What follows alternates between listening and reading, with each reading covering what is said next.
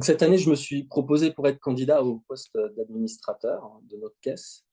Je suis pédicure podologue depuis 20 ans. Je suis installé à Besançon, dans la région Bourgogne-Franche-Comté. Et comme suppléante, Anne Dardenne se joint à la liste. Elle est installée à Sainte-Rose, en Guadeloupe. Les élections pour élire un des deux représentants pédicure podologue à la Carpimco se dérouleront cette année du mardi 24 juin au mardi 8 juillet par vote électronique. Vous commencerez à recevoir à partir du 10 juin la notice avec vos identifiants pour pouvoir voter. Voter prendra que quelques minutes et il est important de participer pour montrer votre implication aux organismes de tutelle. Cette élection, c'est aussi pour nous l'occasion de partager avec vous notre connaissance de notre caisse, qui peut paraître compliquée de premier abord, mais en prenant le temps, on y voit plus clair. Donc ce soir, nous vous présenterons également les changements qui auront lieu à partir de 2026.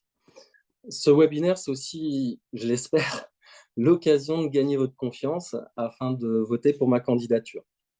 En tant que membre de la Fédération nationale des podologues, et grâce à l'équipe, nous avons une compréhension fine des dossiers et des spécificités de notre profession. Et il est primordial de les connaître, de les maîtriser pour être candidat. Et ainsi voter avec le conseil d'administration de la Carpimco les meilleures orientations possibles de notre caisse. De plus, en tant que membre du syndicat signataire de la convention, nous avons un impact direct sur une partie de la cotisation qui est appelée ASV, c'est l'avantage social vieillesse, et sur le montant de cette part de notre pension au moment de la liquidation de nos retraites. On reviendra plus tard sur ce point important dans la présentation. Aujourd'hui, nous allons prendre le temps de comprendre ensemble le fonctionnement de la caisse et de chasser certaines idées reçues qui peuvent circuler. Il est essentiel de bien saisir les mécanismes du fonctionnement de la caisse de la Carpimco pour mieux préparer notre avenir. Préparer sa retraite, c'est un sujet qu'on a souvent tendance à négliger, surtout quand on est en pleine activité professionnelle ou débutant. Pourtant, c'est crucial de se saisir de ce thème pour ne pas être pris au dépourvu. Même si en exercice, nous n'avons pas toujours le temps ou l'envie de nous en occuper, il est vraiment important de prendre les devants et de bien préparer cette étape de notre vie. Avec moi ce soir, Jérémy Mauduit, qui est administrateur pour encore 3 ans à la Carpimco et qui m'aide aussi à affiner mes connaissances pour prendre le relais, et Valérie de Marico, qui recueillera les questions dans le chat. Pour les questions, ce soir, on se concentrera surtout sur les questions qui auront comme thème la compréhension du fonctionnement de la caisse ou de vocabulaire, etc. Pour les cas particuliers, je vous invite plutôt à envoyer votre question sur l'adresse contact de la FNP pour ne pas perdre trop de temps et pour pas que le webinaire s'éternise de trop. Donc ce soir, objectif, c'est comprendre le rôle, le fonctionnement et les prestations de la Carpimco pour nous, pédicure podologues. Alors voilà ce qu'on va voir un peu ce soir. Petite introduction, qu'est-ce que la Carpimco, comment fonctionne la Carpimco, les cotisations, les prestations servies, et puis les points de vigilance et les conseils pratiques. Hop. En petit historique rapidos, la Carpimco a été créée en 1948, après la Seconde Guerre mondiale, pour offrir aux professions libérales paramédicales un système de retraite et de prévoyance adapté. La Carpimco fait partie de la CNAVPL, c'est la Caisse nationale d'assurance vieillesse des professions libérales, pardon. C'est une grande fédération qui regroupe toutes les caisses des professions libérales avec les médecins, les dentistes, nous, les auxiliaires médicaux, mais aussi les vétos, les experts comptables, les notaires, les agents d'assurance, etc. Hop. Alors, grande question, pourquoi connaître la Carpimco est essentiel? Déjà, sécuriser sa protection sociale. En tant que professionnel de santé libérale, vous êtes votre propre employeur. Enfin, nous sommes notre propre employeur. Notre retraite et notre prévoyance dépendent uniquement de nos démarches et de nos cotisations. La Carpimco assure la retraite, la base et la complémentaire, les indemnités en cas d'arrêt de travail supérieur à 90 jours et notre protection en cas d'invalidité ou de décès. Ne pas comprendre le système, c'est prendre le risque d'être mal couvert en cas de problème. Un autre point important, donc, c'est mieux anticiper sa retraite. Malheureusement, beaucoup découvrent trop tard que la future pension sera insuffisante par rapport aux espoirs qu'on avait dessus. Savoir aussi comment se construisent nos droits, les trimestres, les points, etc. Ça permet de faire des choix stratégiques en cours de carrière. Pourquoi pas racheter des trimestres, cotiser davantage, préparer un complément retraite avec le fameux PER. Ça permet aussi de prévoir l'âge de départ optimal en retraite et puis éviter les mauvaises surprises financières au moment de la retraite. Faire les bons choix administratifs. Il existe des périodes un peu critiques, le début d'activité, les modifications d'activité, le temps partiel, l'arrêt temporaire, le cumul emploi-retraite, le changement de statut professionnel. On peut passer en association, société, en salariat, en partiel, voilà. Et mieux on comprend nos droits et nos obligations, mieux on gère notre carrière sans perte de droits. On peut aussi optimiser ses cotisations. Les cotisations Carpinco, elles ne sont pas neutres. Ça représente quand même une part importante du revenu, 15-20% en moyenne. Comprendre ce que l'on paye, ça permet quand même d'anticiper les régularisations, par exemple après des revenus plus élevés que prévu, ou à l'inverse, une baisse de revenus. Ça permet d'adapter ses charges selon l'évolution de son chiffre d'affaires.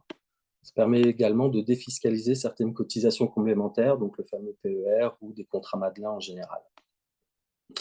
C'est aussi pouvoir défendre ses droits en cas d'erreur sur les trimestres, sur les points, sur les cotisations. Il faut pouvoir détecter l'erreur et puis il faut pouvoir aussi agir rapidement. Contestation, faire un recours, etc. Et pour ça, je vous invite à vérifier régulièrement les relevés de situation qui sont indispensables à faire. Donc, connaître la Carpinco, c'est protéger notre avenir financier, sécuriser nos familles et aussi optimiser notre carrière et éviter les mauvaises surprises. Alors, qu'est-ce que la Carpinco? Le statut, c'est un organisme de droit privé, mais qui est chargé d'une mission de service public. Donc, elle s'adresse aux professions, les auxiliaires de santé, les infirmiers, les masseurs-kinésithérapeutes, les pédicures-podologues, les orthophonistes et les orthoptistes. Et ça, qu'on soit en cabinet individuel, de groupe, en maison de santé, c'est en activité libérale, c'est vraiment la caisse est obligatoire. Les professions salariées, si vous êtes pédicure-podologue salarié, ne cotisent pas à la Carpinco, mais au régime général de la sécurité sociale. Les missions principales de la Carpinco, c'est la retraite, évidemment, mais c'est aussi la prévoyance en cas d'invalidité décès, la solidarité et l'accompagnement. La Carpinco va donc gérer les régimes obligatoires de retraite, la retraite de base. Ce sont des fonds qui sont récupérés par la Carpinco et reversés à la fameuse Caisse nationale d'assurance vieillesse des professions libérales. La Carpinco ne gère pas cette partie-là. La Carpinco va gérer donc la retraite complémentaire et aussi l'avantage social vieillesse, le fameux ASV, pour les professionnels conventionnés. Elle va assurer aussi donc la prévoyance obligatoire, qui va permettre le versement d'indemnités journalières en cas d'arrêt de travail supérieur à 90 jours, mais aussi le versement de rente d'invalidité en cas d'incapacité de travail définitive, et puis également un versement d'un capital décès aux ayants droit, en cas de décès, effectivement. La Carpinco va assurer aussi la solidarité avec le Fonds d'action sociale, qui a pour mission d'accompagner les professionnels de santé, les auxiliaires médicaux, ainsi que les ayants droit, en leur apportant un soutien financier ponctuel en cas de difficultés sociales, professionnelles ou personnelles. Par exemple, une aide ponctuelle pour faire face à des situations de précarité, des grosses baisses de revenus, catastrophes naturelles, accidents de la vie, mais aussi le maintien à domicile et l'adaptation de l'habitat en cas de grosse invalidité. Et puis, la Carpinco est aussi chargée d'accompagner les assurés avec l'information sur nos droits, les conseils pour la liquidation de la retraite. Il y a des services en ligne sur votre espace personnel de Carpinco. N'hésitez pas à aller faire un tour dessus, c'est intéressant. Et puis aussi déclarer tout changement de situation dans votre activité professionnelle. Alors, comment fonctionne la Carpinco? Dès l'inscription à l'URSSAF et à l'ordre professionnel, maintenant, l'affiliation à la Carpinco est automatique. Un dossier est créé et les cotisations débutent immédiatement, même en cas de revenus faibles. Ce que je vous disais, il y a des dispositifs d'aide qui existent pour les premières années, comme les réductions de cotisations. L'affilié doit déclarer ses revenus chaque année, payer ses cotisations et mettre à jour sa situation professionnelle en cas de changement. La Carpinco est un régime de retraite et de prévoyance. C'est vrai qu'on pense toujours à la retraite, mais il y a aussi la prévoyance. Ce sont donc des régimes obligatoires et son fonctionnement repose sur deux grands piliers, donc voilà, la retraite et la prévoyance. Au cours du webinaire, les choses vont être répétées plusieurs fois, mais sous des angles différents pour mieux aider à bien saisir tous les aspects de son fonctionnement. Pour la retraite, il y a 3 cotisations. Le régime de base, le régime complémentaire et l'ASV. Et une quatrième, pour la prévoyance, c'est ce qu'on appelle le régime invalidité décès. Alors, on va voir ça un petit peu de plus près. Donc, au niveau du système de retraite, donc on a dit qu'il y avait une retraite de base qui était donc appelée par la Carpinco, mais ces fonds-là seront reversés à la Caisse nationale d'assurance vieillesse des professions libérales. C'est un système qui fonctionne en fait par répartition, un peu comme pour les salariés. C'est le fameux système où les actifs cotisent pour les retraités. Donc, il y a des accumulations de trimestres. Un trimestre validé par tranche de revenus, et le revenu est pris en compte avec un plafond, c'est le fameux plafond de la sécurité sociale. Donc, l'objectif de cette retraite de base, c'est de garantir une retraite minimum pour tous. Ensuite, on a la retraite complémentaire Carpinco. Donc, celle-là est gérée directement par la Carpinco. Et là, c'est un fonctionnement par points. Chaque année, les cotisations versées permettent d'acquérir un certain nombre de points. Le montant de la retraite complémentaire va donc dépendre du nombre de points accumulés et puis ce qu'on appelle la valeur de service du point, qui est fixée chaque année. On a aussi donc le fameux ASV, il y a un petit bug sur le truc, c'est l'avantage social vieillesse, qui est spécifique aux professions médicales et paramédicales conventionnées. C'est une prestation financée en partie par l'assurance maladie et en partie par les assurés. Cet ASV permet d'obtenir un complément de retraite pour compenser en fait les tarifs non opposables, ce qu'on appelle les tarifs conventionnés, comme le POD par exemple, dans le cadre donc de la convention avec l'assurance maladie. Et l'ASV fonctionne aussi par points. Et c'est ce que je vous disais, c'est que cet avantage social vieillesse est vraiment en lien en fait avec la convention qu'on signe. Et c'est là-dessus que la FNP on travaille d'ailleurs dessus pour justement avoir aussi un meilleur ASV pour retrouver l'avantage conventionnel, ce dont on parle assez régulièrement quand on avait fait aussi le webinaire sur l'avenant 5. Ensuite, l'autre partie, donc c'est la prévoyance, pour laquelle on cotise également. Et cette prévoyance donc, regroupe tout ce qui est indemnité journalière, en cas d'arrêt de travail, la rente invalidité et puis un capital décès. Comme on l'a vu, la Carpinco ne se contente pas de gérer la retraite, Elle assure également une protection sociale en cas de maladie, d'invalidité ou de décès. Les indemnités journalières, donc c'est en cas d'arrêt de travail pour une maladie, un accident, et c'est le fameux délai de carence de 90 jours. Donc entre 0 et 90 jours, à l'heure actuelle, vous avez les indemnités journalières de la sécurité sociale et des indemnités journalières avec les fameuses prévoyances pour lesquelles on s'assure à côté et qui font le lien entre les 0 jours et les 90 jours. Donc ces indemnités journalières sont destinées à compenser évidemment partiellement la perte de revenus. Et les conditions pour l'avoir, c'est être à jour de ces cotisations et fournir aussi les justificatifs médicaux nécessaires. Il y a aussi la rente invalidité pour laquelle on cotise. En cas d'invalidité reconnue, totale ou partielle, la Carpinco verse une rente annuelle qui permet de maintenir un revenu. La reconnaissance de l'invalidité est soumise à des conditions médicales, évidemment, assez strictes, mais bon, c'est normal, ça se fait partout. Et puis le capital décès. En cas de décès, la Carpinco verse un capital aux ayants droit, le conjoint survivant, les enfants, qui peut être complété par des pensions de réversion sous condition. Donc là, je vais passer la main à Jérémy pour parler des cotisations, parce que j'ai la bouche un peu pâteuse à force de parler.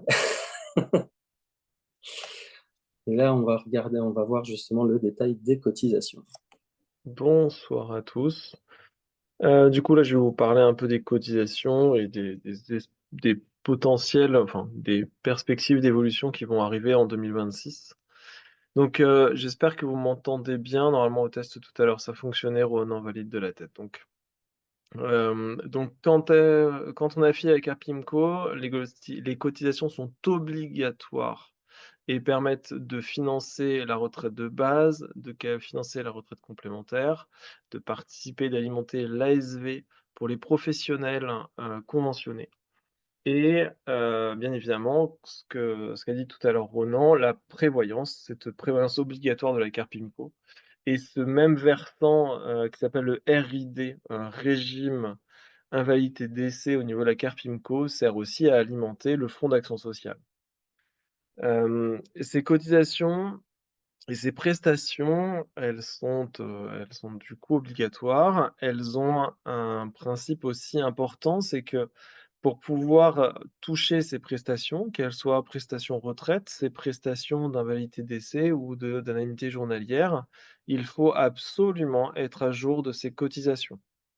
Alors je fais partie du Fonds d'action sociale et nous avons régulièrement des professionnels qui ne touchent pas leur indemnité journalière sur des montants pouvant aller parfois sur des sommes très importantes parce qu'ils ne sont pas à jour de leur cotisation. Mais il considérait à jour de sa cotisation un professionnel qui hem, qui paye son paiement mensuel ou son paiement trimestriel. Attention en cas de demande de report de votre cotisation parce que pour des raisons, ponctuelles, vous avez une surcharge financière pour une régularisation trop importante avec Carpimco, vous ne serez plus reconnu comme étant à jour de vos cotisations si vous demandez un étalement de cette dette. Et évidemment, les prestations ne pourront être servies qu'à l'épurement de cette, dette constatée, heu, par la Carpimco. Donc les principes généraux, donc les cotisations sont proportionnelles aux revenus, principalement, pour, le régime de base et ils sont forfaitaires et proportionnels pour le régime complémentaire et ils sont, forfaitaires pour la prévoyance.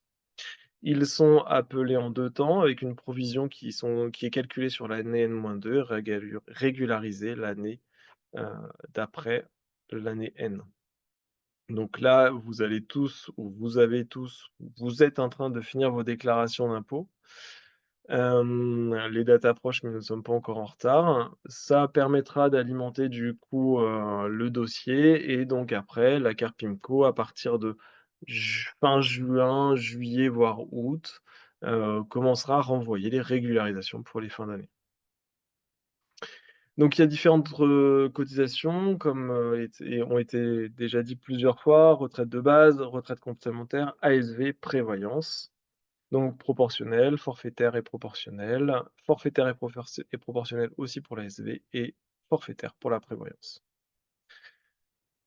La cotisation, de base, donc c'est un taux qui s'applique avec, 2 tranches. Une première tranche jusqu'à un PAS, donc le PAS c'est 46 368 € en 2024, il évolue tous les ans. Le PAS, c'est le plafond annuel de la sécurité sociale.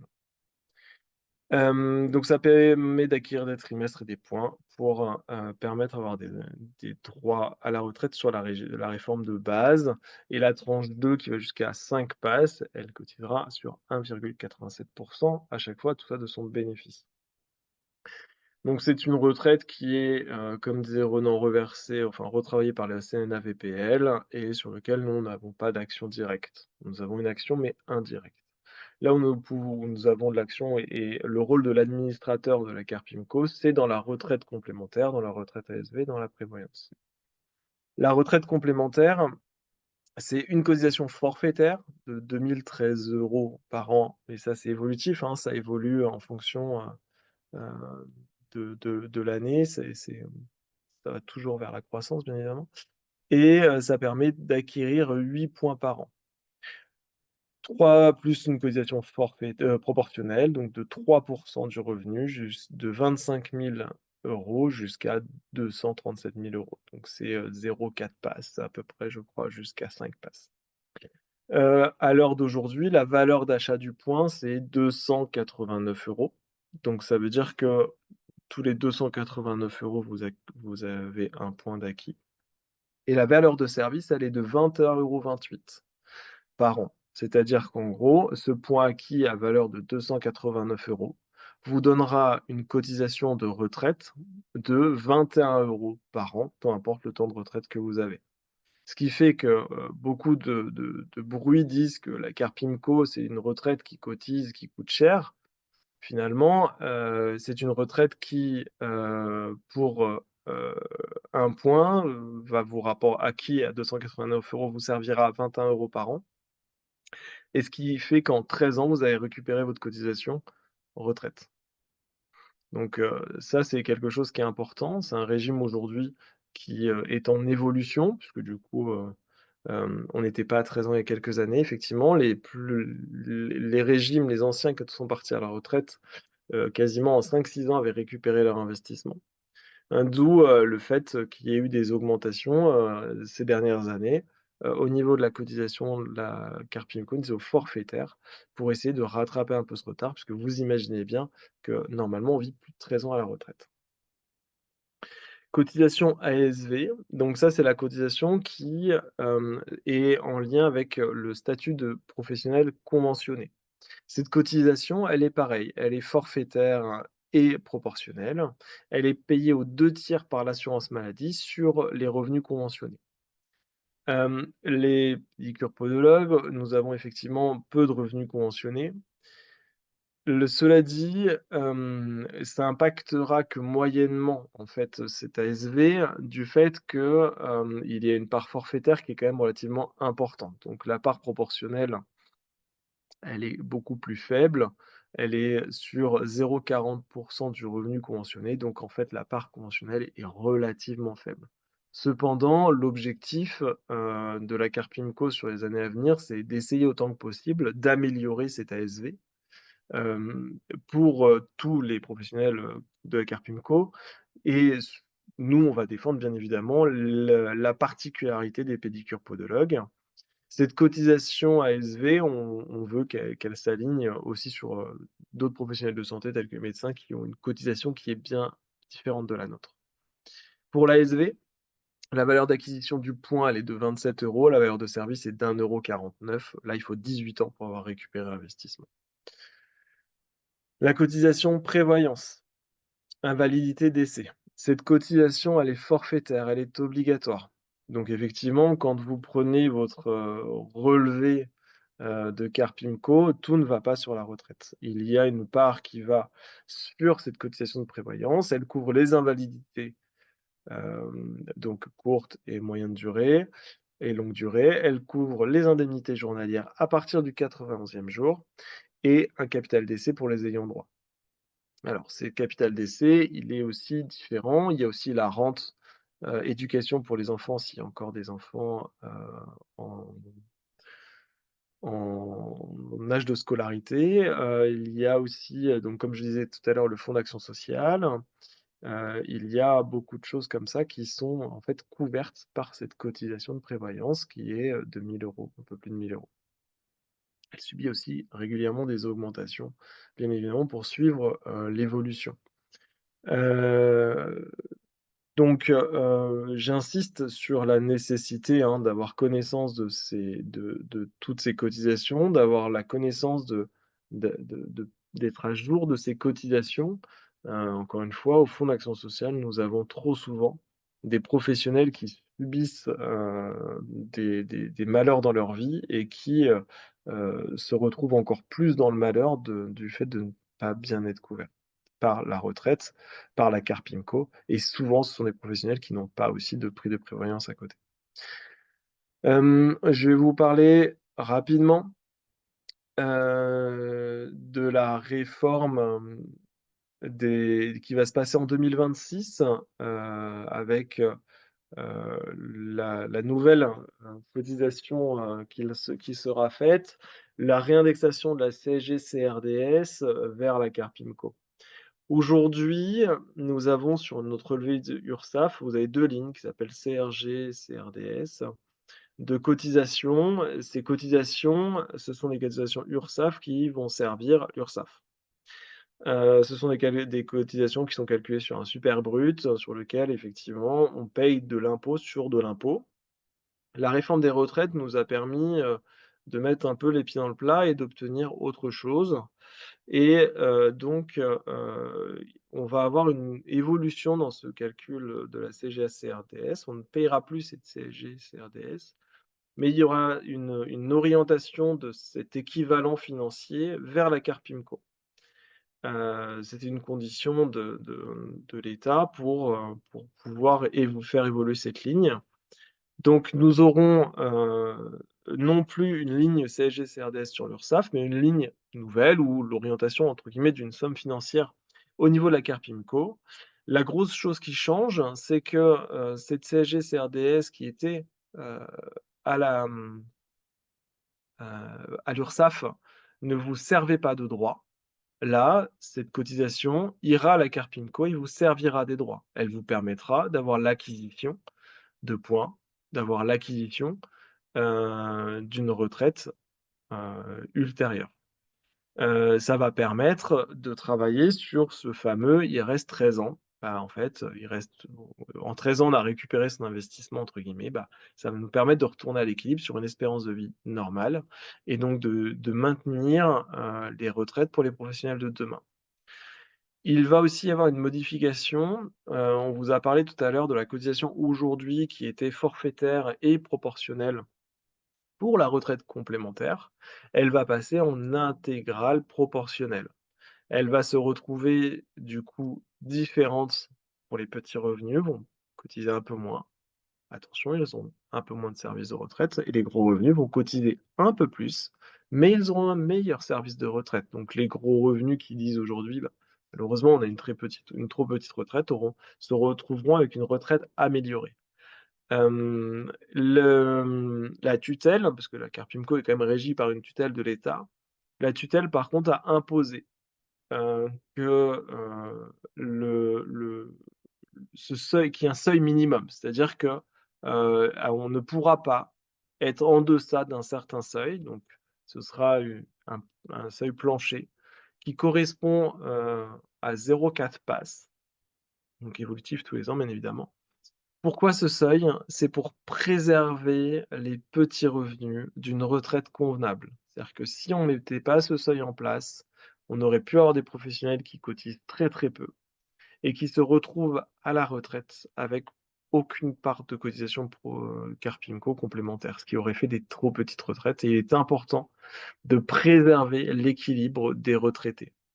On sait qu'on a une baisse de revenus, mais il faut qu'on mette tout en place pour préserver l'équilibre des retraités. On essaye donc en tant qu'administrateur de la Carpimco, l'objectif c'est maintenir un équilibre, favorable pour le retraité. parce qu'il faut préserver une ressource convenable pour les actifs qui ont travaillé toute leur vie. Et d'un autre pendant, bah, il faut qu'on préserve aussi, les ressources des actifs puisque, effectivement, si on augmente de manière inconsidérée, les prestations et bah, c'est un impact sur la vie des actifs et l'objectif, c'est de trouver le juste équilibre entre la prestation servie et l'équilibre qu'on souhaite au niveau de l'actif. Donc les valeurs qu'on a évoquées tout à l'heure, elles seront toujours pareilles. On va acquérir des points, on va accumuler des points et ces points, du coup, auront une valeur d'achat et une valeur de service. Ces valeurs d'achat, elles, suivent effectivement l'inflation, mais la valeur de service est aussi revue. C'est-à-dire qu'effectivement, si, vous mettez votre argent, dans, les bas de grand-mère, et que vous voulez les ressortir, quelques années après, l'argent n'aura plus la même valeur. Là, l'objectif, c'est qu'il y ait une évolution suivant l'inflation. Donc ça, on pourra en reparler, c'est encore dans l'organisation, ce sera actif pour 2026. On pense qu'il est judicieux de vous refaire un webinaire orienté vraiment sur cette nouvelle réforme, ces nouveaux calculs, la compréhension de ces calculs. On fera sûrement ça en fin d'année, vers, novembre puisque, ce sera pour l'impact sur sur 2026. Avant, ce sera un peu compliqué, je pense, pour nous avec, notre notre salon des entretiens de podologie. Mais du coup, on essaiera de vous faire ça vers octobre-novembre. Ronan, je te rends la main. Enfin, la parole, du moins. Merci Jérémy. Donc oui, prochain webinaire fin d'année avec tout le détail de cette nouvelle réforme qui sera applicable au 1er janvier du coup 2026. Hop. Ah, ça y est, je suis paumé. Hop.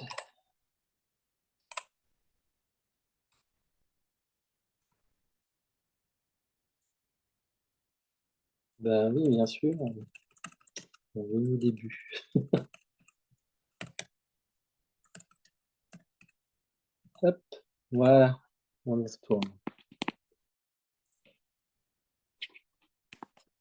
Donc depuis le début, vous avez vu, c'est au niveau du fonctionnement de la Carpinco. Voilà, ça a sauté. Hop.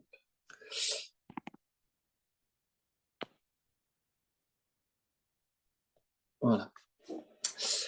Donc vous l'avez compris, hein, donc la Carpinco verse à ses affiliés et à ses ayants droit donc, plusieurs types de prestations donc, qui sont réparties en deux grandes catégories, les prestations de retraite et puis les prestations de prévoyance. Donc, les prestations de retraite, c'est la Carpinco qui gère trois régimes, enfin qui récupère l'argent pour trois régimes. Donc le régime de base qui est donc géré en lien avec la Caisse nationale d'assurance vieillesse des professions libérales, comme je l'ai dit tout à l'heure.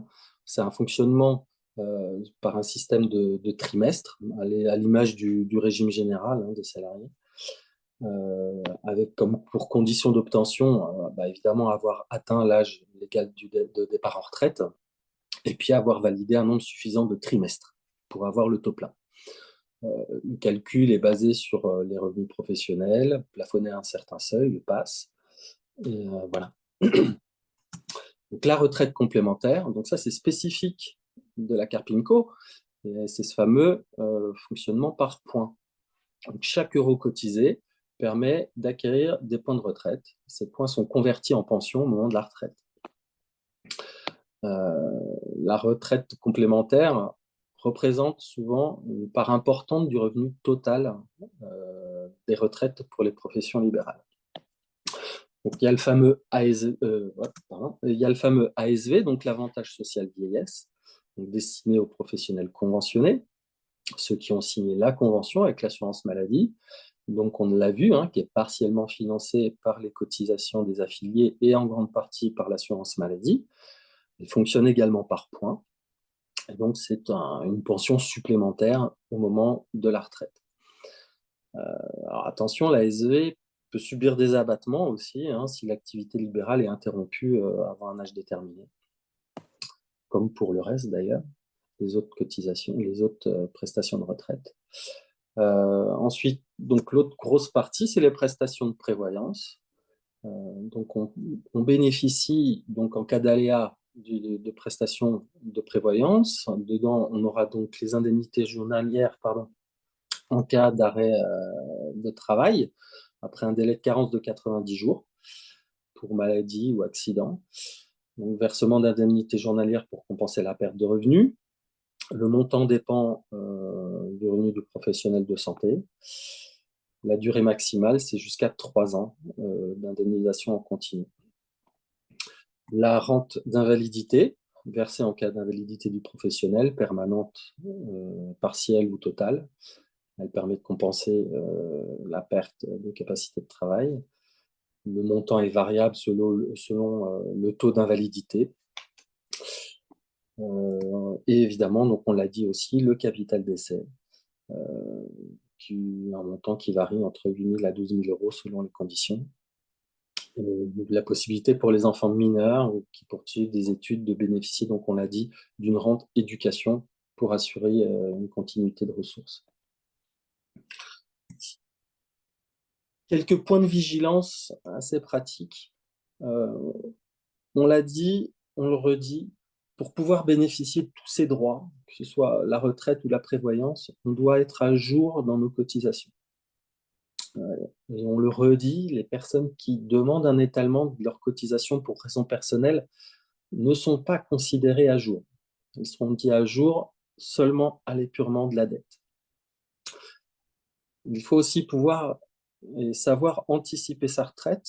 Maintenant, il existe sur Internet le site maretraite.fr. Je vous invite vraiment à y aller, à vérifier que si, par exemple, vous avez fait des emplois en étant étudiant ou si pédicure podologue, c'est une reconversion, allez vérifier que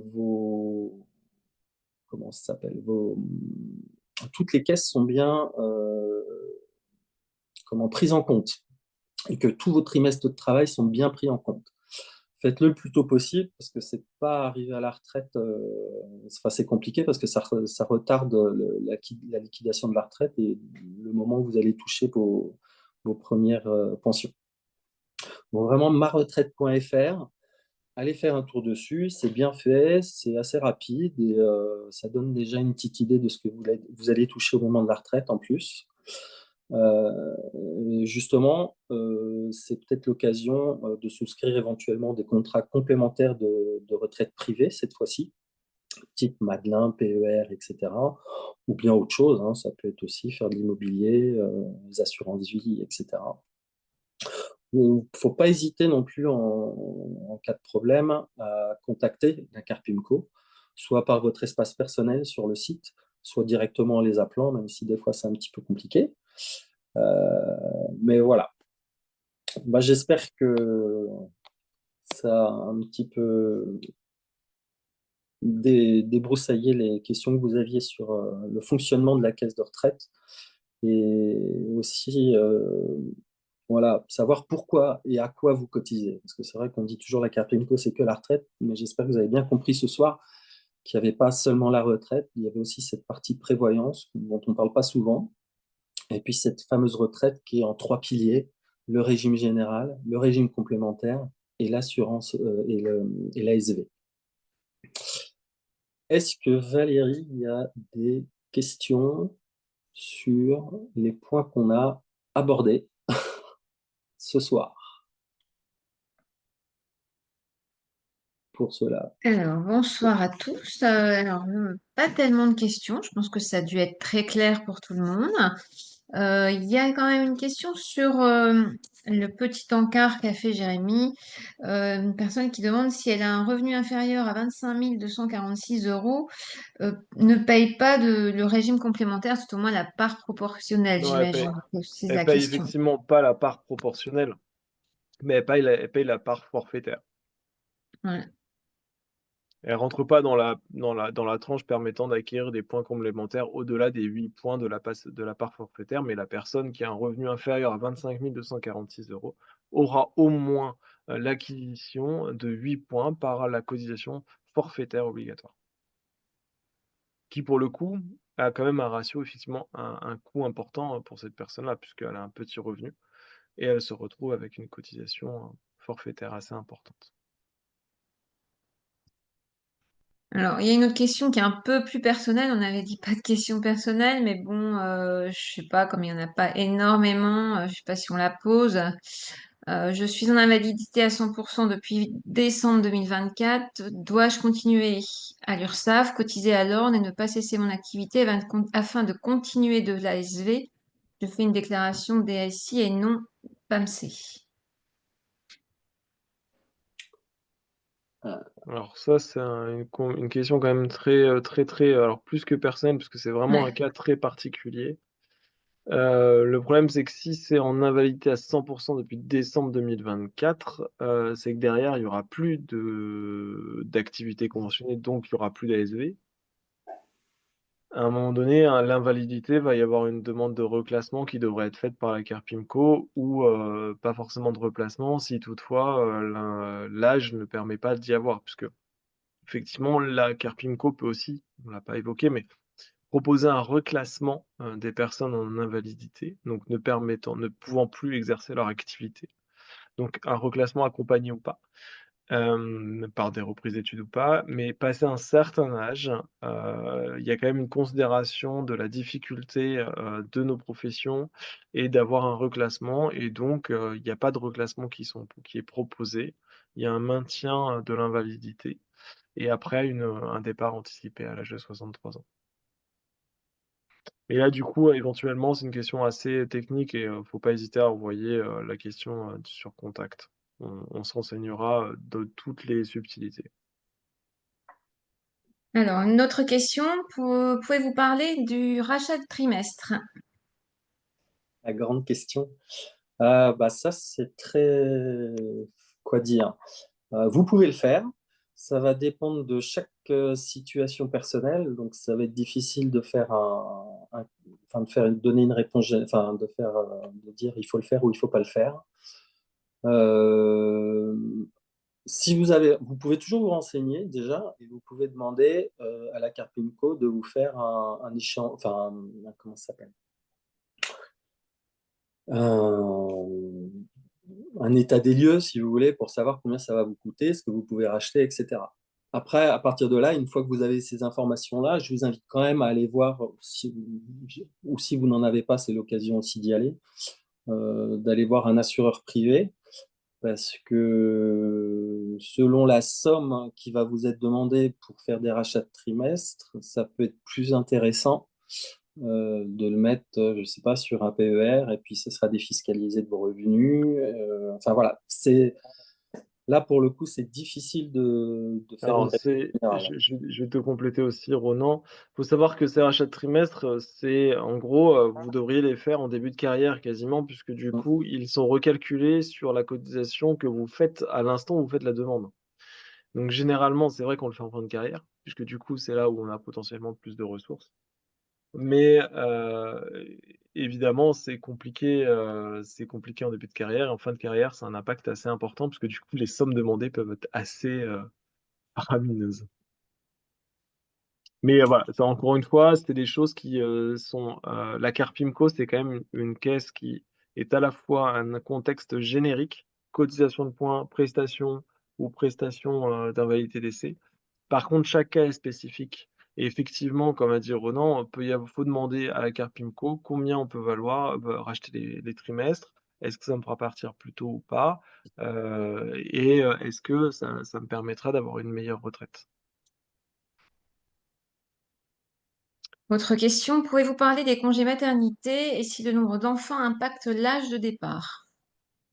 Alors l'âge de départ n'est pas forcément impacté par le nombre d'enfants, par contre la prestation est impactée.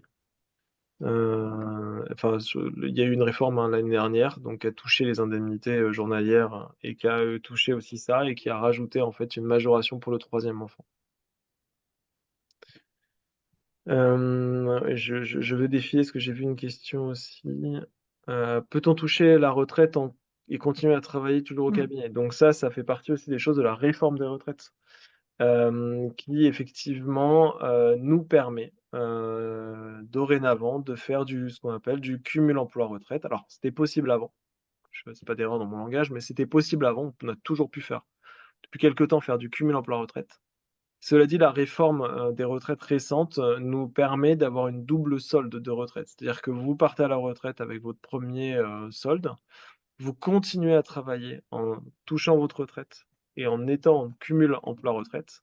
Vous continuez de ce fait d'accumuler des points et quand vous direz, «Je souhaite finir mon exercice complètement», vous aurez de nouveau un recalcul de votre retraite avec l'augmentation des points acquis. Donc il y a quand même un plafond, il y a des contextes pour tout ça. Encore une fois, c'est lié à la situation, personnelle après. Mais, ce contexte a quand même son intérêt et peut permettre de rajouter quelques euros. Je crois qu'on peut monter quasiment jusqu'à 200 euros par mois en continuant un peu à travailler, donc c'est des sommes qui ne sont pas forcément négligeables. Alors, y a-t-il une future prise en charge des orthèses actuelle, non, pour la future prise en charge des orthèses plantaires dans nos SNIR, et y aura-t-il une influence sur l'avantage social vieillesse ou ça ne change rien?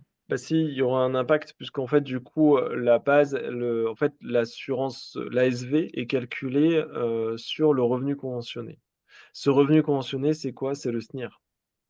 Donc de facto, puisqu'on intègre la part remboursée par la sécurité sociale dans ce SNIR, ça va y avoir une augmentation, du coup, de la une de l'ASV. augmentation de l'ASV. Alors, autre question, alors là, je comprends pas bien, il s'agit de 25 000 de chiffre d'affaires ou 25 000 de bénéfices pour la part forfaitaire. Ça, c'est dans les Alors cotisations. c'est pour la part proportionnelle, mais c'est, tout ça de toute façon, tout est calculé en bénéfices, hein. C'est Ronan l'a décrit sur le début.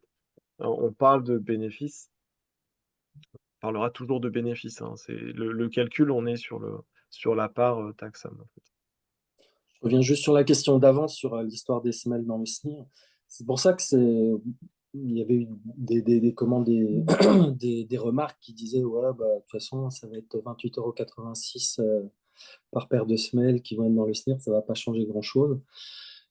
Eh ben, en fait, si, parce que on parlait des cotisations d'assurance maladie, mais ça impacte effectivement cette ASV. Et c'est là tout l'intérêt aussi des négociations qu'on a avec l'assurance maladie.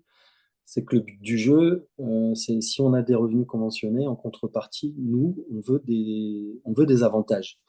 Et que, à l'heure actuelle, on n'a pas cet avantage conventionnel. On en a récupéré une bonne partie, mais on n'a pas encore atteint ce qu'il faudrait voilà, pour pas être perdant en faisant des actes conventionnels, en fait. D'où l'intérêt de continuer à négocier avec l'assurance maladie et d'aller vers l'avenant 7, puisque nous avons signé le sixième il n'y a pas très longtemps. Et voilà. Une question, quel est le ratio cotisant-retraité chez les podologues? Alors, ah, Ça, on pourra le redire, on avait fait les calculs. Ça, on pourra vous le redire, on avait fait une infographie il y a 3 ans sur ça. Mais on pourra le refaire. On sait que on sait l'âge moyen de la prise de retraite est des 63 ans. Ça évolue un petit peu. On sait que l'âge de décès moyen, est à 79 ans. Donc du coup, après, il y a plein de choses comme ça qu'on peut recalculer. Mais tout ça, ça a évolué, ça a réévalué tous les ans. On prendra l'habitude de vous faire un petit retour. On l'avait fait il y a 3 ans et après là, on était un petit peu, dans le jus avec tout ce qu'on a eu, à gérer au niveau de la fédération. Mais, du coup, on pourra prendre l'habitude de faire un petit récap comme ça des points clés, tous les ans quand on a le rapport de la directrice qui sort. Ce n'est pas beaucoup 8 points pour la retraite complémentaire. C'est vrai, mais ça reste, une part complémentaire et 8 points acquis, tous les ans, sur 45 années de cotisation, ça fait 7 660 € par an de prestations. Peu importe, l'espérance de vie. Donc, ce n'est pas beaucoup, mais c'est que c'est la part complémentaire. c'est que la part complémentaire, c'est pas la part élevée, c'est pas la retraite de base. Donc c'est toujours ça, en fait. Il faut regarder ça sur l'acquisition et la valeur du point.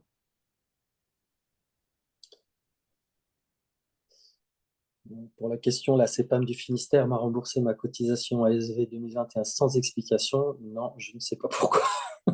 Mm. Là, il faut leur demander directement à eux, à moins que vous ayez changé de... non, en 2021, de régime, mais je vois... Non, même pas. Il n'y a pas de raison. Je Le sais rachat pas. de trimestre est-il déductible des revenus? Ah oui, Je vais juste revenir sur la CEPAM rembourser l'ASV, attention au statut SSI, hein. Donc ça, les problématiques qu'il y a eu de ce type-là étaient du SSI, hein. Donc éventuellement revenir vers nous qu'on en discute, quoi. Donc la question est, le rachat de trimestre est-il déductible des revenus? oui, bien sûr. C'est déductible des revenus puisque c'est une charge de cabinet, en fait, au même titre que les charges de retraite. On Après, demande, j'imagine que ça doit être amortissable quand même, parce que si c'est des grosses sommes, ouais. ça passera pas dans l'année. Quel est l'âge de retraite actuellement pour notre profession? Ben, ça dépend de l'année de naissance, en fait. Donc, alors, j'ai pas le tableau sous les yeux, mais ça, vous l'avez directement sur le site de la Carpimco. Vous avez le tableau avec votre année de naissance et puis l'âge de départ auquel vous pouvez partir en retraite.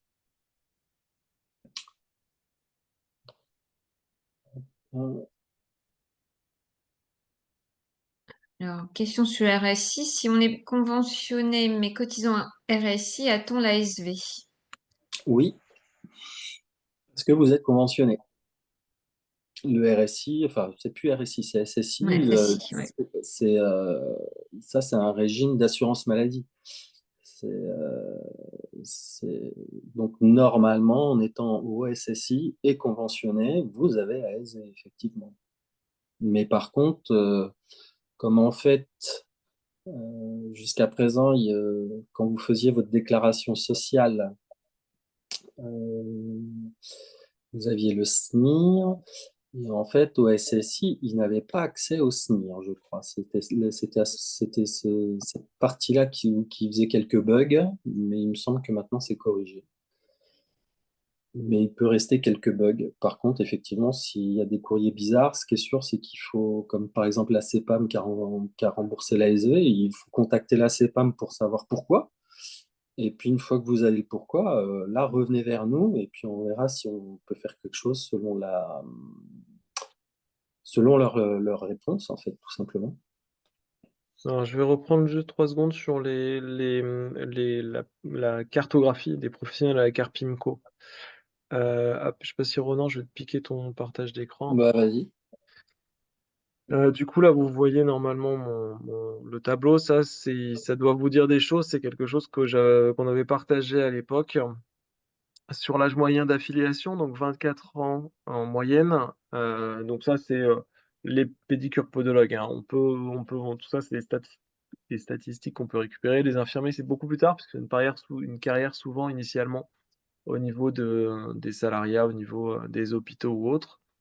Nous, c'est 24 ans. Les kinés, c'est à peu près au même âge que nous. Les orthoptistes, c'est un peu plus tard aussi. Les orthophonistes, c'est un peu plus tard aussi.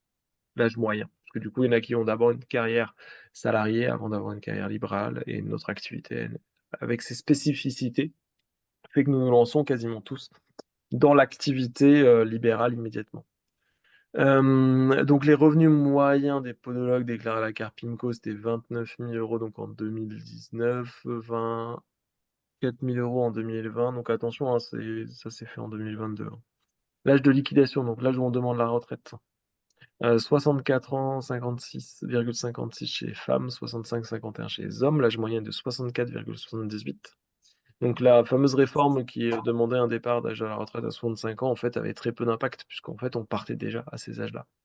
Durée de cotisation moyenne, donc 26,95 ans. L'âge de décès moyen, donc 83,67 ans chez les femmes et 79,15 ans chez les hommes. L'âge moyen de décès est de 82,51 ans. Le revenu moyen moyen à la retraite est de 13 443 € par an. Donc oui, c'est un petit revenu. Il faut quand même en avoir conscience. Attention, c'est aussi pris sur c'est des revenus qui sont calculés avec des ressources qui étaient à l'époque inférieures. Les podologues ne gagnaient pas hier comme ils gagnent aujourd'hui. Et c'était découpé du coup avec 5 601 € qui venaient de la régime de base, 5 927 € de la complémentaire et 1 915 € qui venaient de l'ASV. Donc bien sûr, c'est des tarifs par an. Voilà. Surtout qu'avec une durée de cotisation moyenne de presque 27 ans, c'est déjà pas mal d'avoir 13 000. Voilà. Ok. Donc tout ça, c'est des choses qui, on peut essayer de refaire ça tous les ans ou tous les 2 ans, parce que ça évolue et ça montre une évolution qui peut être assez intéressante. Mm. On me demande aussi si tu peux remettre, Jérémy, la petite photo avec les régimes de base complémentaires, en fait. Ça, c'est sur le régime sur le site de la Carpimco. D'accord, ok. C'est une image qu'on a extrait de la Carpimco. En fait, on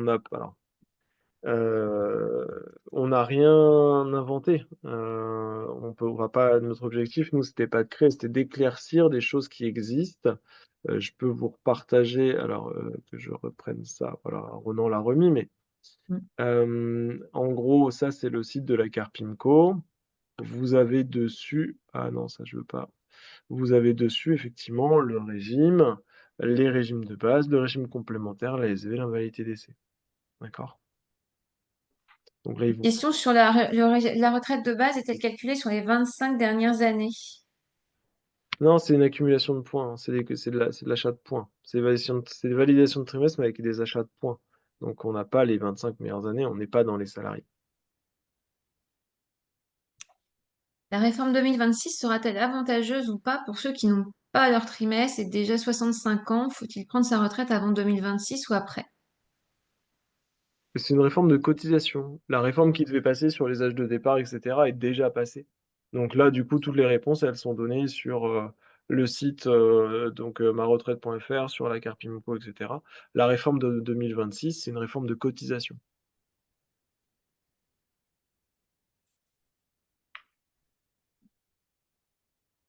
Peut-on avoir un jour l'espoir de voir nos 90 jours de carence diminuer? Oui, Bah, mais il faudra le payer. non, mais alors, ces 91 jours de carence, ils ont été réduits à la suite du Covid avec l'instauration des IJPL, les indemnités journalières des professions libérales, à l'issue du Covid, ont été mis en place avec une cotisation de 0, je ne sais plus combien, là, enfin, qui est aux alentours de 300 €, hein, je n'ai plus en tête, mais et nous permettant de toucher dès le troisième jour des indemnités journalières. Oui, mais pas par la Carpinco, par l'assurance maladie. Non, non, mais c'est déjà une Ah oui, prestation d'indemnité journalière qui a été mise en place, qui n'existait pas avant, qui a été mis en lumière avec du coup le Covid et qui du coup maintenant existe, même si c'est pas la Carpimco, mais en tout cas ça existe et c'est pris en charge. mm, Après, à la Carpimco, clairement, je pense pas que ce soit quelque chose qui soit envisageable parce que ça a un coût qui est non négligeable, qui crée en plus des effets d'aubaine et des vices dans la consommation de l'offre de soins. Alors je sais, je m'étais fait tacler quand une fois j'ai dit ça sur les réseaux sociaux, mais malheureusement c'est vrai. Ça crée des effets d'aubaine et ça crée des artifices dans l'offre de soins. Et si on passe à ce régime-là, on devrait augmenter de manière considérable la prestation. Donc encore une fois, il faut aller chercher l'équilibre entre la prestation voulue, la prestation nécessaire et l'impact sur les actifs. Parce que Une bien évidemment, question. on peut tout Vas-y. faire passer dans l'absolu, mais tout ça se paye. mm. On demande la position de la FNP sur un sujet qui est donc, contrairement à d'autres professions comme les infirmiers, les pédicures podologues sont libéraux à 98%. Le diplôme est en 3 ans et de nombreux podologues commencent à travailler à 21 ans. L'augmentation du départ de l'âge à la retraite entraîne un nombre d'années très important de cotisation. Bah, comme beaucoup de salariés, c'est les carrières longues, hein. Quelqu'un qui a un CAP et qui commence à travailler dès 18 ans, malheureusement pour lui, effectivement, il y a l'âge légal de départ en retraite qui est qui est un peu un coup près, c'est sûr. Après, je Oh, sais. Le départ, commencer à travailler à 21 ans, je pense que ça concerne pas forcément tous les professionnels, puisque du coup, Mm. on a tous une carrière un petit peu avant. Je crois que l'âge d'affiliation moyen, on l'avait il y a quelques secondes, hein, sur ce que je vous ai montré. Donc l'âge d'affiliation moyen, c'était 24,19 ans. Donc on n'est pas à 21 ans. Et après, malheureusement, ça fait partie des réformes qui sont en place. Ces infirmières qui vont avoir aussi un âge légal, hein, de départ à la retraite. Donc en fait, ça impacte tout le monde, cet âge légal de départ à la retraite. Après, il y a d'autres points qui sont à travailler et c'est plus les pénibilités qui sont des choses qui sont à retravailler, qui sont des dossiers, hein, la carte PIMCO aussi. Et effectivement, en faisant valoir une pénibilité, bah, c'est là où il y a des artifices permettant de varier en fait l'âge de départ.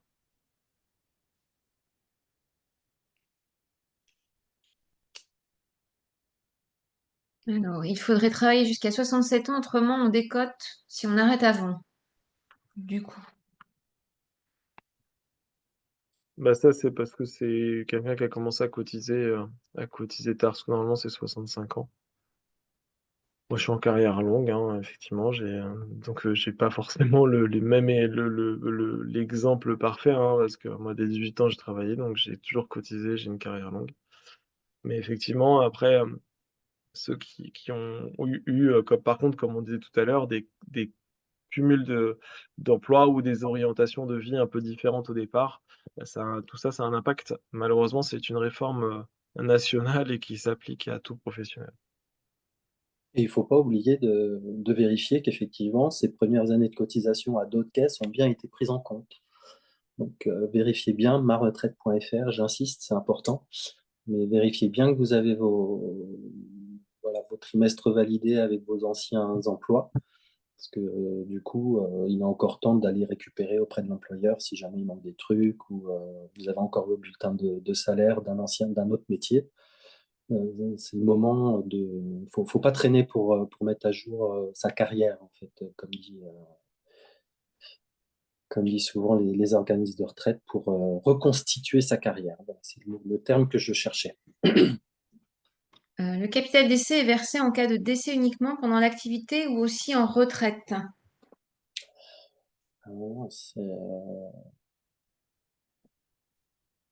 Bah, en cas de décès à la retraite, c'est la pension de réversion qui se met en place. Non, le Pour capital décès. le capital décès, il faut cotiser du coup à la part prévoyance, invalidité, Oui, mais il faut être en invalidité de activité. décès. Donc il faut être en activité. Et Ouais. le cumul emploi-retraite permet de cotiser. Il y a toujours cette cotisation. Par contre, à un moment donné, ça s'arrête. À un certain âge, en fait, ce n'est plus ouvrable parce que du coup, le risque de décès entre guillemets est élevé.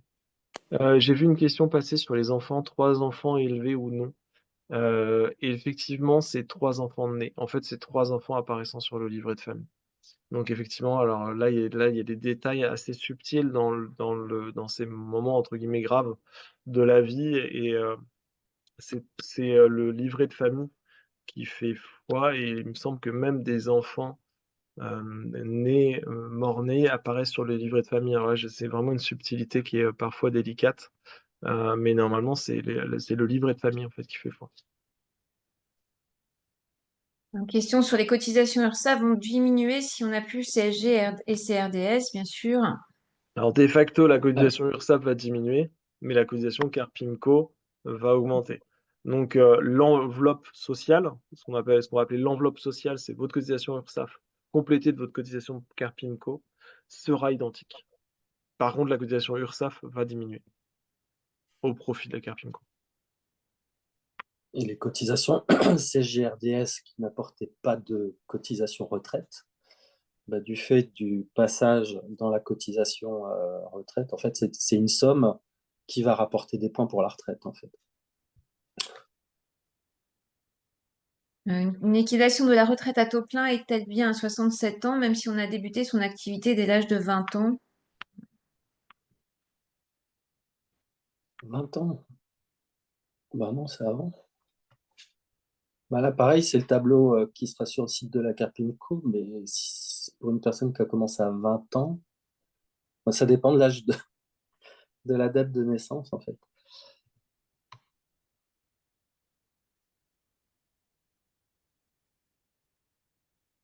Est-ce qu'on peut aussi racheter des années d'études?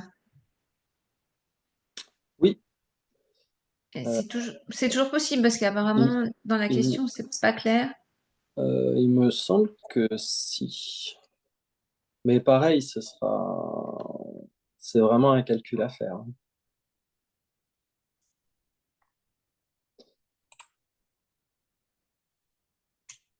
Alors, En est-il fait, prévu?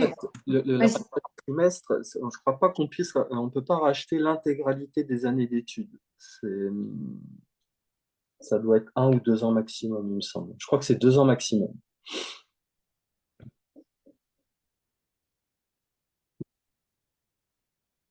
Alors, est-il prévu au niveau du syndicat ou de la Carpinco de demander au niveau ministériel une remise à plat des raisons pour lesquelles des professions dont la caisse est considérée déficitaire, comme les notaires, sont comblées par la Carpinco?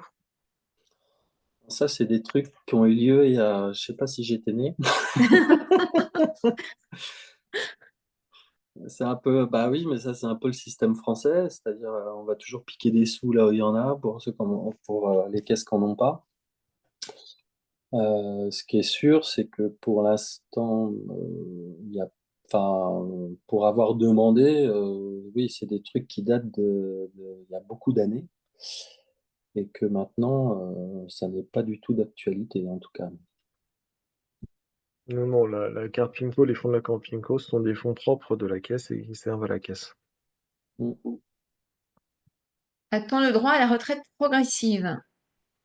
Ouais. Oui, c'est Et comment pareil, ça se passe? ce sont aussi des choses qui ont été mises en place avec la réforme des retraites. Alors la retraite progressive, enfin, faut la demander au niveau de la Carpinco. C'est un peu plus complexe que le cumul emploi-retraite. Le cumul emploi-retraite, parce qu'il nous permet de travailler, on n'a pas vraiment de plafond de conditions de ressources. Par contre, la retraite progressive a une notion de ressources à ne pas dépasser sur le départ en retraite, etc. Donc c'est un artifice qui est beaucoup plus complexe, qui est très, très, très, très peu utilisé, très, très peu demandé, en fait, chez les personnes à exercice libéral. Mais oui, ça peut se faire. C'est possible. Il faut Sur du le coup site, sur le site de la Carpinco, vous avez en format numérique les bulletins de la Carpinco qu'on recevait avant en format papier. Et dans le dernier, vous avez une infographie justement qui explique la retraite progressive et le cumul emploi-retraite avec les plafonds à pas dépasser, etc., qui est pas trop mal fait. C'est dans les bulletins, les éditions de la Carpinco. Je profite aussi, puisque tu parles de site, pour tout ce qui est demande que vous voulez faire, gérer, il faut absolument prendre l'habitude de passer par votre espace personnel de la Carpinco. Parce qu'en fait, ça permet qu'il y ait une traçabilité, qu'il y ait une suite. Si vous faites une demande aujourd'hui, on a beaucoup de personnes qui sont en invalidité, qui ont besoin de prestations d'indemnité journalière, qui se plaignent de délais de gestion énormes. Oui, il y a énormément de temps de gestion. Donc prenez l'espace en ligne, faites vos demandes en ligne, ce qui fait que en fait, vous êtes maintenant obligé de mettre tous les documents demandés pour que votre demande puisse accéder à la suite. Ce qui évite en fait les histoires de va-et-vient qu'on a depuis des années où effectivement la caisse reçoit une documentation, on se retrouve avec des défauts de papier, donc il faut demander aux professionnels des papiers. Et à chaque fois, on perd du temps. Ça fait perdre du temps aux professionnels, ça fait perdre du temps à la caisse qui retarde du coup sa gestion des dossiers. Donc vous passez en ligne et en fait tout se passe très bien maintenant et du coup ça suit. À 5 ans de la retraite, hormis des PER, est-il judicieux de cotiser davantage à la Carpinco pour avoir une meilleure retraite pour la retraite complémentaire? Ça, on peut pas faire, on peut plus faire. Hein. Ça a été arrêté dans les années 2003-2004, il me semble. C'était C'est quelque la chose qui se fameuse. faisait avant avec les fameuses tranches, on surcotisait, on surcotait. Ça se fait plus. Ça ne se fait plus. La seule chose, c'était alors les rachats de trimestres qui étaient évidemment envisageables, qui étaient sur effectivement 2 années maximum. Et après, bon, à voir parce que effectivement, ça faisait plus forcément gagner des choses assez importantes. Mais voilà, tout ça se calcule. Avec la réforme à venir, l'ensemble des cotisations ex-CGR, CRDS seront-elles déductibles ou une part sera-t-elle toujours non déductible et réintégrée au BNC? Non, là, du coup, en fait, il y aura un calcul d'un super brut, hein, pour calculer, comment ça va être ventilé et derrière, tout ce qui va partir à la Carpimco sera entièrement déductible comme ça l'est aujourd'hui. Il y aura plus justement de cette déduction, non-déduction, ce qui faisait qu'on payait de l'impôt sur de l'impôt, Mm. ce qui faisait qu'en fait, on courait toujours après l'impôt. Donc là, il y aura plus cet effet-là. Tout ce qui va partir à la Carpimco sera comme la cotisation Carpimco aujourd'hui, entièrement déductible. Plusieurs questions sur comment se fait-il que mes 10 premières années de cotisation de Carpinco ne me donnent 0 trimestre pour ces années-là? Alors, là, c'est des cas très particuliers, donc faut quand même Ouais. revoir, éventuellement envoyer un mail. Après, il y a eu des il y a des histoires avec, des années qui auraient pu être en déficit où, ça peut créer des problématiques ou des insuffisances de cotisation. Enfin, c'est très, très compliqué, on peut éventuellement, faut pas hésiter à envoyer un message à contact et derrière on essaye de voir avec la Carpimco, ce qu'il en est, le pourquoi du comment et ce qui est possible de faire pour essayer de compenser ça.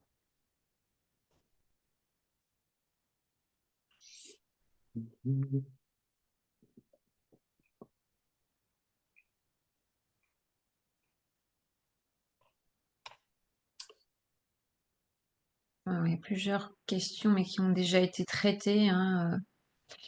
Faut-il avoir tous les trimestres pour le cumul emploi-retraite?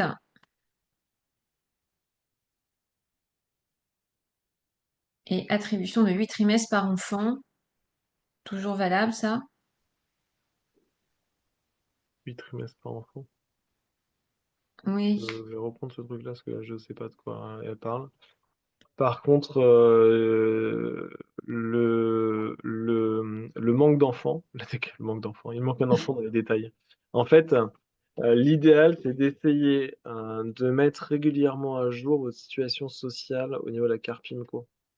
Encore une fois, ça impacte votre prestation en cas d'invalidité décès, ça impacte votre prestation retraite. Donc, faut leur dire, faut leur envoyer un courrier. Voilà, je souhaiterais mettre, j'ai 3 enfants, je souhaiterais mettre à jour ma situation. Et derrière, on peut la mettre à jour.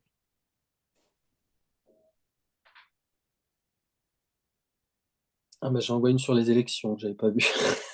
Oui, Pour j'ai ces, pas, pour j'ai pas ces spécifié. élections à venir, deux organisations sont en concurrence. Sur quel point la FNP se différencie de ses concurrents?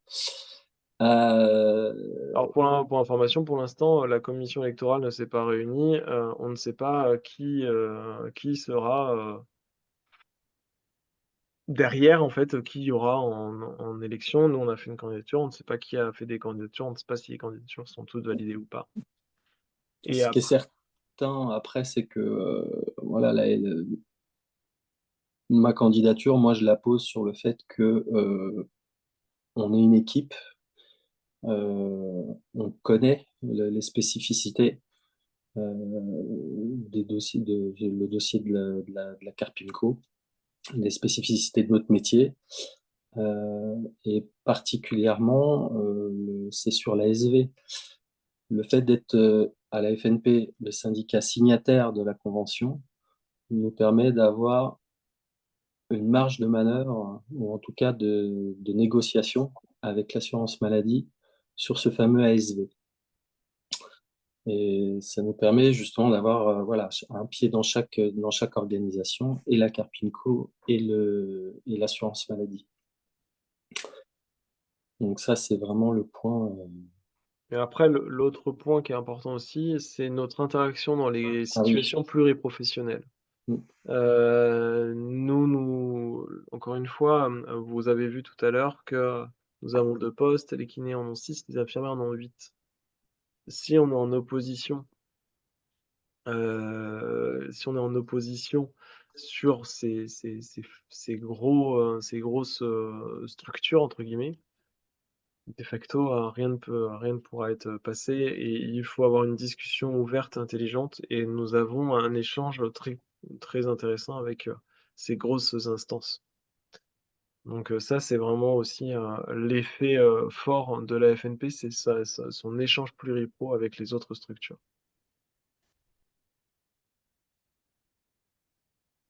Et avec les petites aussi, il ne faut pas oublier nos amis orthoptistes et orthophonistes. Alors là, on va parler d'une question qui est Carpinco, mais qui n'est pas Carpinco. Si on est déconventionné pod, les orthèses rentrent-ils dans le SNIR? En fait, on ne peut pas être déconventionné que pour le pod. Si on est déconventionné ou on est conventionné. On n'a pas de demi-statut, quoi. C'est pas On la est conventionné et dans ce cas-là, on est pod, on fait la verrue, la MP et du coup, les semelles rentrent dans le SNIR ou on n'est pas conventionné et dans ce cas-là, il n'y a rien qui rentre dans le SNIR et la SV n'est pas du tout, ne concerne pas ces professionnels-là. Il n'y a pas de simulateur de rachat de points sur le site de la Carpinco. En revanche, il suffit simplement d'envoyer un mail tout bête, hein, ou même de les appeler. Moi, je les avais appelés pour savoir. Et puis voilà, ils vous envoient après toute la doc, comment, le montant, etc., etc. Et puis après, ça vous laisse la possibilité de faire vos calculs et de trancher si besoin. Hmm. Je pense qu'on a fait assez le tour au niveau des questions, hein. Juste une question, mais je ne sais pas trop. Est-ce que le glissement de la cotisation CSG vers la carte PINCO va-t-il enlever une cotisation de solidarité? Attends, redis. Non, mais Est-ce- en gros, la CSG, c'est une contribution sociale. Ah Donc, oui, c'est ça, c'est que, bah, en fait, c'est sûr, oui, et ça va avoir un impact sur ce côté-là, parce qu'effectivement, la CSG, qui est une contribution sociale, nous, on la payera plus. Enfin, on en payera toujours une partie, mais on payera toujours des cotisations sociales, mais on n'aura plus cette taxe CSG, CRDS, quoi. et combien d'années de cotisation du coup pour accéder au droit à retraite? et ben c'est 175 trimestres, hein, c'est ça, si j'ai bien révisé.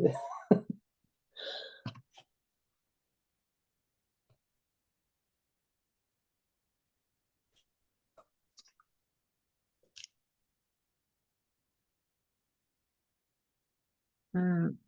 Question sur le webinaire, est-ce qu'il va y avoir justement un replay ou une accession pour le revoir?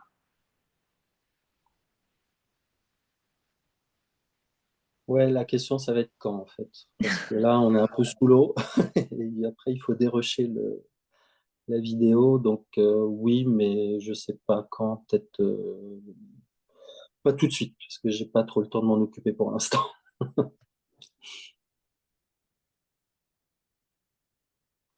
Une petite question sur le cumul emploi-retraite encore. Peut-on directement passer au cumul emploi-retraite ou alors faut-il s'arrêter totalement pendant quelques mois avant de Non, non, reprendre son travail? c'est une transition en continuité. Et je me déclare à la retraite, je continue à travailler. De facto, mon statut passe en cumul emploi-retraite. On n'a pas l'obligation d'arrêter 6 mois, qui avait été, enfin, il y avait des histoires comme ça, l'obligation d'arrêter 6 mois, etc. Non, là, le cumul emploi-retraite, c'est je solde ma retraite et je continue à travailler. Donc, de facto, je suis en cumul emploi-retraite.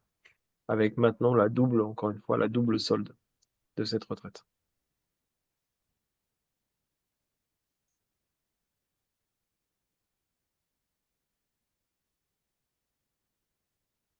Pour les trimestres, en fait, ça dépend. On en revient toujours à la même chose. Ça dépend de votre année de naissance.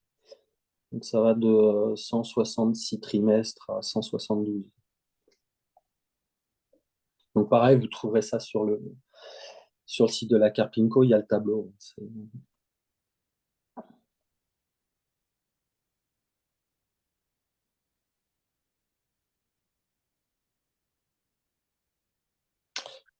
N'écrivez-vous le délai pour traiter les demandes Carpinco? Je pense que tout à l'heure, on l'a dit. Ça dépend ce que c'est, si c'est du RID ou de la retraite. La retraite, c'est assez rapide. Le RID, le régime invalidité décès, aujourd'hui, ils ont eu jusqu'à un moment, ils ont eu jusqu'à 4 mois de délai. Donc c'est très très long. Le problème, encore une fois, c'est toujours la gestion sociale aussi des Carpinco, hein, par rapport aux embauches, la gestion de tous ces flux qui sont quand même très compliqués. Parce qu'en fait, effectivement, hein, quand on voit notre propre sphère, on attend effectivement une réponse rapide. Par contre, la Carpinco, elle gère 200 000 professionnels. Donc c'est toujours compliqué à gérer. Et encore une fois, avec les dossiers qui étaient incomplets, ça créait beaucoup de va-et-vient qui faisait perdre du temps. Et donc du coup, là, ça va s'améliorer. Ils sont normalement revenus en deçà de 3 mois pour la gestion des R&D. Ce qui est quand même déjà beaucoup, on reconnaît. Et on fait tout ce qu'il faut pour essayer d'améliorer, hein. En tant qu'administrateur, on pousse tout le temps pour que ça s'améliore. Alors, je suis en retraite progressive car il me manque des trimestres de cotisation. Je désire percevoir ma retraite pleine. Ai-je bien fait? Oui, je pense. Ça permet de réduire son activité pour continuer à cotiser des trimestres. Oui.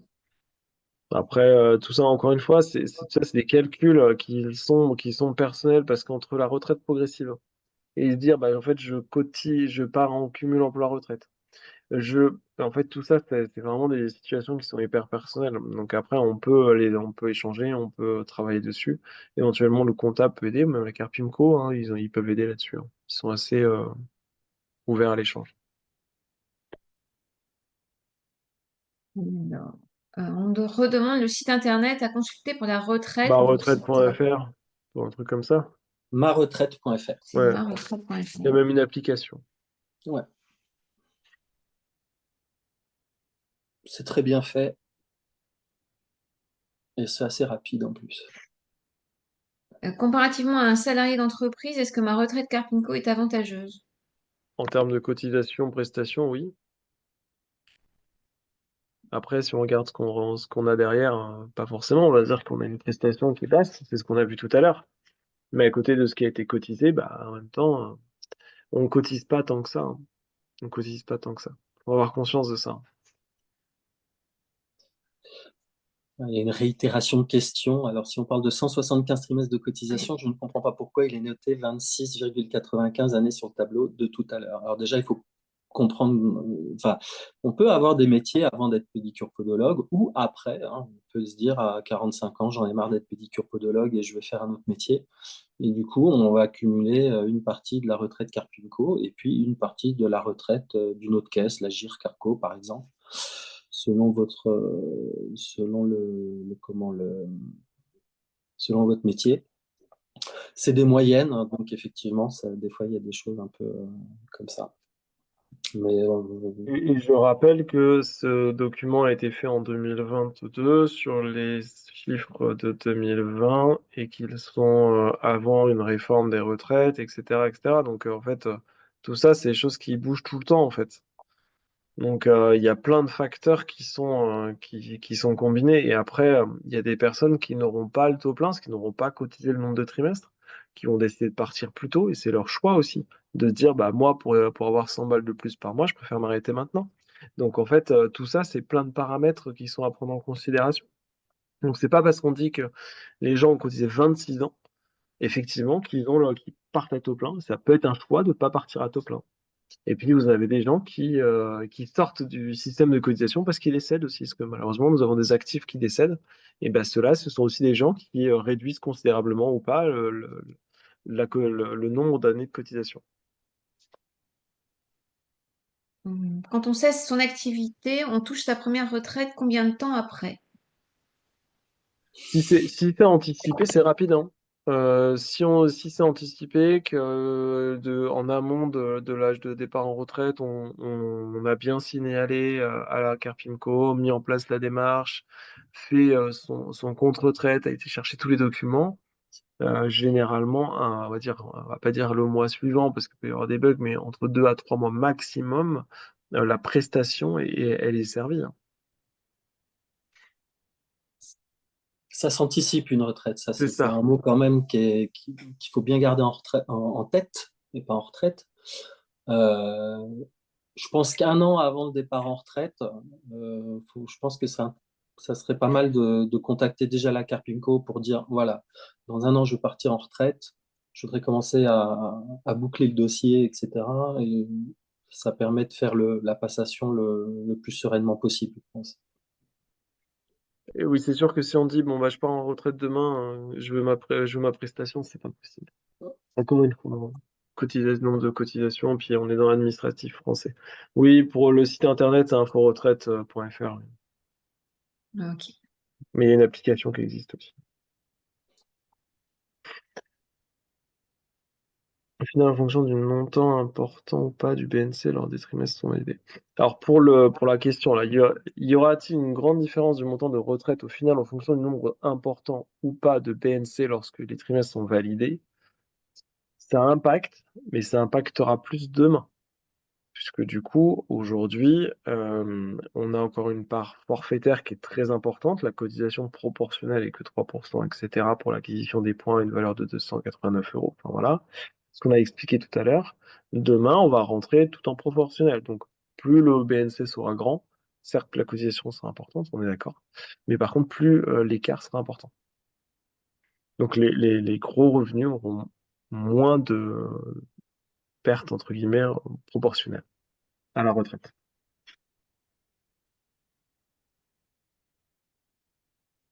Quand on annonce un montant de retraite, c'est brut ou net? Il y a les deux. Ça dépend où vous avez vos chiffres. Sur le fameux site, oui, Info Retraite, vous avez la possibilité d'avoir les deux. Et par contre, non, la pension, elle est nette, normalement.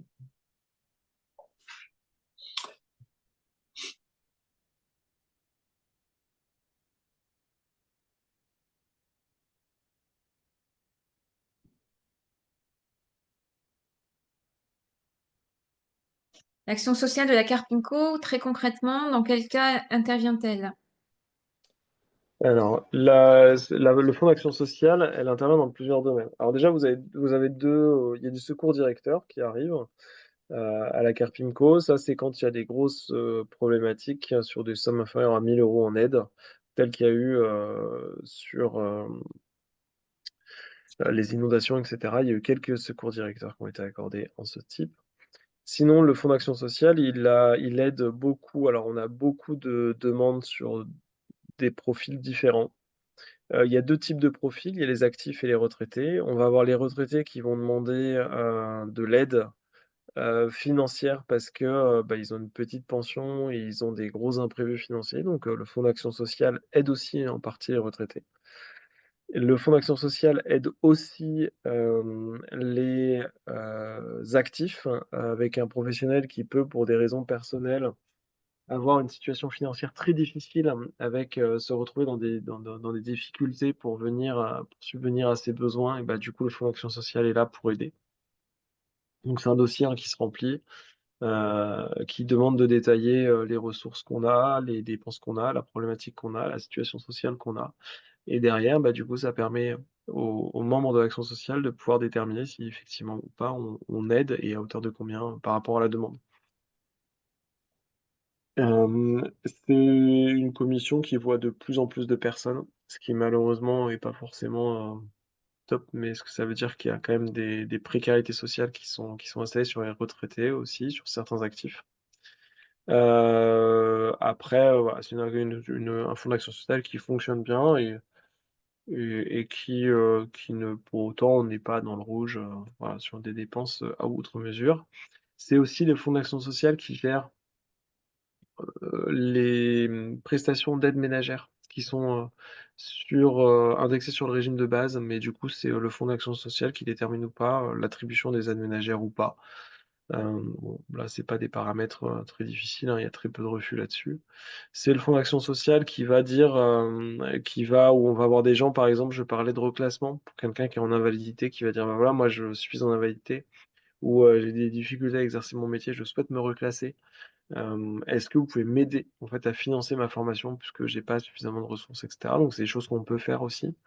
C'est des choses où vous avez des professionnels qui sont, touchés par des accidents de la vie, qui sont des actifs qui, du jour au lendemain se retrouvent paralysés, qui ont pas une maison qui est aux normes et qui ont pas pris de prévoyance.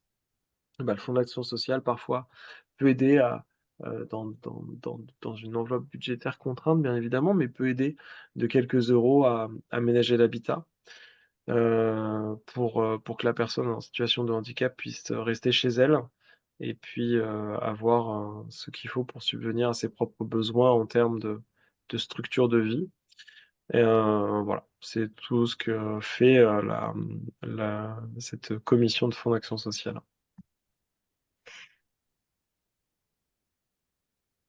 Très bien, je pense qu'on a fait bien le tour des questions. S'il y en a d'autres, n'hésitez pas à les faire passer sur les réseaux sociaux, soit à l'adresse mail contact fnppodologue.fr. Donc, on fera un webinaire spécial réforme à la fin de l'année sur la Carpinco, parce qu'on aura plus de détails sur les chiffres, etc. On pourra faire des cas concrets pour vous expliquer. Mais grosso modo, au niveau des charges, ça ne va pas impacter beaucoup. Et ce qu'il faut savoir, c'est que jusqu'à présent, avec la CSG-RDS, on payait de l'impôt sur de l'impôt qui donnait droit à rien du tout. Et que cette somme-là sera transférée en droit de retraite, ce qui est quand même pas plus mal. Voilà, on va s'arrêter là. Et puis, je vous remercie d'avoir participé à ce webinaire.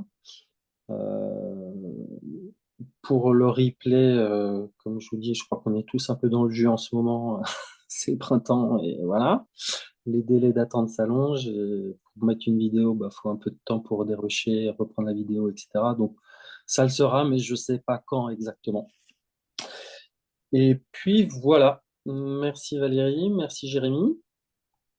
Et puis, encore une fois, voilà, quand vous recevrez votre matériel de vote, voilà, je vous propose ma candidature pour permettre de continuer à gérer la caisse Carpimco avec des administrateurs qui s'intéressent à la caisse de retraite et voilà, moi ça fait quelques mois que je travaille beaucoup dessus pour bien prendre tous les tenants et les aboutissants, etc. Il y a pas mal de subtilités. Je me prends la tête dessus des fois, mais c'est pas grave, c'est intéressant et vraiment j'aurai à cœur de vous transmettre tout ce qui s'y passe et vous permettre de bien comprendre pour justement bien anticiper sa retraite. Et que même si on est en début ou en milieu de carrière, faut l'anticiper. Merci Ronan, merci à tous ceux qui étaient présents, merci à ceux qui nous ont soutenus il y a 3 ans. On va vous demander de poursuivre en fait la FNP cette année. Encore une fois, l'objectif de la Carpimco, l'objectif qu'on représente, c'est préserver un revenu sur les retraités, tout en évitant de saturer les professionnels de cotisation. C'est le juste équilibre à trouver dans le jeu de la Carpimco pour que demain, en fait, on ait une cotisation qui nous serve une retraite convenable, qu'on ne soit pas aujourd'hui en tant qu'actif saturé de cette cotisation et que on puisse préserver et continuer à vivre de notre métier dans de bonnes conditions. Quel beau mot de fin. Merci à tous les deux et bonne soirée à tous. Bonne soirée tout le Bonne monde soirée, et à bientôt. Au à revoir. bientôt, au revoir. Au revoir.